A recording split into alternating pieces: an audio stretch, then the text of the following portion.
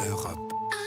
Europe 1. L'international, François Clemenceau, les Tchèques votent aujourd'hui et demain pour le premier tour d'une élection présidentielle qui sert de référendum pour ou contre le président populiste sortant Miloš Zeman. Oui, Miloš Zeman, 73 ans, la démarche titubante, le propos souvent grossier pour vanter une politique pro-russe et islamophobe.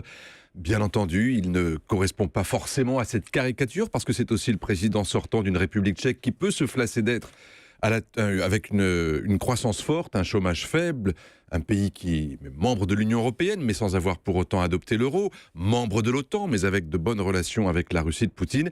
C'est une nation de 10 millions d'habitants qui, comme sa voisine, la Slovaquie, n'aime pas trop les mélanges. C'est ainsi qu'elle a refusé, plus durement que la Hongrie ou l'Autriche, d'être solidaire dans l'accueil des migrants lors de la crise de 2015. Dites-moi François, il a des chances d'être réélu ? Alors probablement pas, mais rien n'est encore joué car l'humeur du pays reste au populisme, comme on l'a vu en octobre avec la victoire aux législatives du milliardaire Andrej Babiš, surnommé lui aussi le Trump tchèque pour avoir des prises de position simplistes et provocatrices qui rompent avec la politique traditionnelle du centre-droit et du centre-gauche depuis la révolution de velours de 89.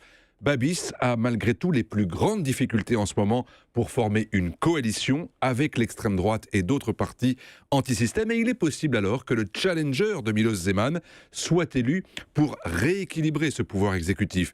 L'homme en question s'appelle Gindraos, 68 ans, c'est l'ancien patron de l'Académie des sciences, qui lui est farouchement pro-européen, mais lui aussi réservé sur la question des quotas migratoires. Alors il manque d'expérience politique, mais pour beaucoup, il rappelle Václav Havel, l'ancien dissident et écrivain devenu le premier président de la République tchèque post-communiste.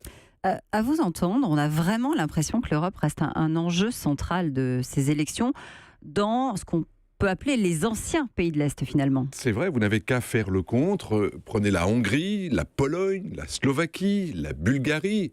Pour ne pas parler de l'Autriche, en Europe centrale aussi, ce n'est pas tant l'appartenance à l'UE qui pose problème, mais le respect de ses règles, de ses valeurs. La Russie a énormément investi dans un travail de mise en doute des bienfaits que peut apporter l'Europe, non pas pour flatter les nostalgiques de l'ancienne Union soviétique, mais pour enfoncer un coin dans la solidarité européenne afin de gagner de l'influence. C'est de bonne guerre, mais quand ça se traduit dans les urnes, là, il est très difficile de faire machine arrière. Europe 1.